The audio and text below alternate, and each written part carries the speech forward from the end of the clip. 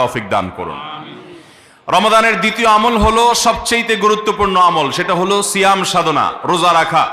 প্রত্যেক প্রাপ্তবয়স্ক সুস্থ মস্তিষ্ক সম্পন্ন নারী এবং পুরুষ তিনি যদি মুসলমান হয়ে থাকেন তাহলে সেক্ষেত্রে তার উপরে আল্লাহ রাব্বুল আলামিন রমাদানের দিনের বেলায় রোজা রাখা, সিয়াম সাধনাকে ফরজ করেছেন। প্রত্যেক প্রাপ্তবয়স্ক মুসলিম নারী এবং পুরুষ যদি সুস্থ সবল হয়ে থাকেন আল্লাহ রাব্বুল আলামিন এই ফরজটাকে পালন করতে হবে। আল্লাহ বলেছেন কুতিবা আলাইকুমুস সিয়াম, তোমাদের উপরে রোজা রাখাটাকে ফরজ করা হয়েছে।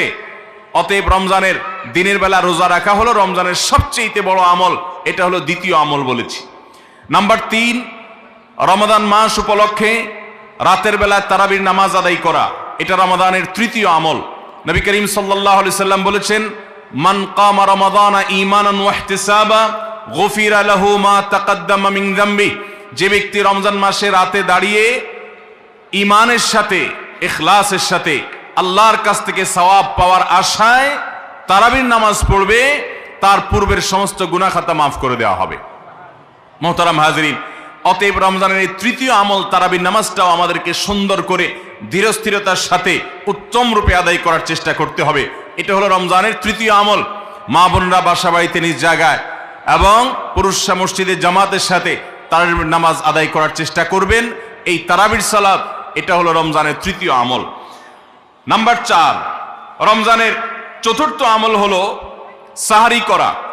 আমরা অনেকে ইচ্ছাকৃতভাবে সাহারি করি না, হয়তো কখনো ভালো লাগে না সাহারি করতে, খাওয়ার রুচি থাকে না, আমরা সাহারি খাই না। সাহারি খাওয়া ছাড়াও যদি কেউ রোজা রাখে রোজা হয়ে যাবে, কিন্তু সাহারি খেলে আপনার খাদ্য গ্রহণ হবে, পাশাপাশি আপনি সওয়াব লাভ করবেন।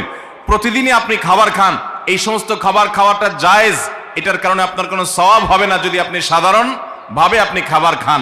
কিন্তু আপনার নিয়ত যদি হয় ভোর রাতে খাবার গ্রহণ করছেন, আপনি কেন রোজা রাখবেন, সেজন্য রোজার নিয়তে ভোর রাতে যে খাবার খাচ্ছেন যেটাকে সাহারি বলা হয়, এই খাবারটা খেলে আপনার শুধু পেট ভরবে তা নয়, এর মাধ্যমে একটা সুন্নতের জিন্দা করার সওয়াব, একটা সুন্নতের আমল করার সওয়াব আপনার আমলনামায় লেখা হবে।